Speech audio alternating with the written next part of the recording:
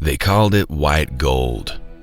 And back in '81, it was the single most influential thing shaping the country of Colombia.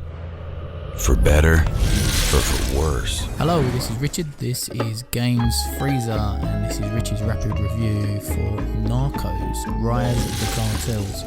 It's out on PS4, Xbox, Switch and PC for around the £30 mark. So what's the back of the box quote for this one? Slowly, catchy, Pablo? What type of game have we got here? Well, this is a turn-based strategy game which sees you building your squad to take on the Narcos, or alternatively sees you build your Narcos army to take on the DEA.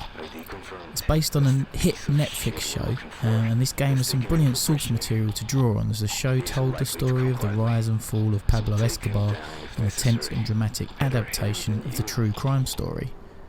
Gritty crime thrillers seem to be my favourite genre at the minute, if you're to believe my Netflix profile, and it tells you so. So that means that this game must be right up my drug dealer's alley, right?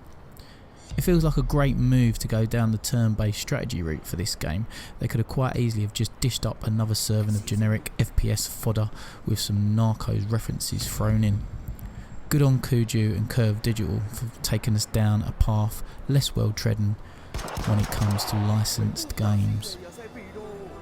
So what did I like about this game? Well, it's lovely looking, it's got detailed levels that really capture the gritty 80s Colombia feel of the Netflix series, and you can tell a lot of work was put into making these beautiful looking yet simple level designs.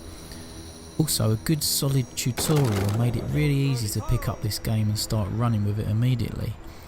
I'm not an XCOM kind of guy, but this game had me feeling like I could command my squad easily and work through the Narcos in a strategic and methodical manner, just like a DEA agent would. The use of the squad permadeath also meant that you're immediately invested in the survival of your buddies in combat, so losing someone in combat really hurt. The inclusion of the ability to attack the enemy using some third-person shooting mechanics was a pleasant surprise, as it changes up the combat enough to keep you on your toes, as the third-person combat attack window is limited. And also, you've got to love the amazing Narcos title music straight from the Netflix series. It's an absolute beauty. So what did I dislike? Well, I didn't like the way I was limited to using just one character per turn, which meant that creating flanking manoeuvres seemed to take longer and meant that I was more likely to try going solo with one of my squad rather than manoeuvring my squad as one team. The side missions to progress the main story do seem a little weak and repetitive, and from me they could have been a little less in number to keep the game moving along at a better pace. The voice acting was a slight annoyance, but more of a case of a budget call, I'd say, rather than anything else. I'd guess, especially as I have already watched the Netflix show and know the voices of the real characters, but this is definitely not a deal breaker. So, in summary, my expectations for this game were low, but I was hopeful that the dev team would be able to make something that Narcos fans could enjoy.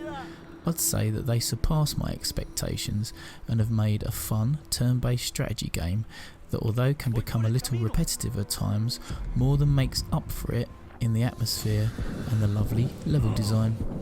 I'll award it a melting rating, as I recommend it to turn-based strategy fans who also love the Narcos series. Right, I'm off to shimmy up a drain pipe and reload my shotgun. Goodbye, my friends.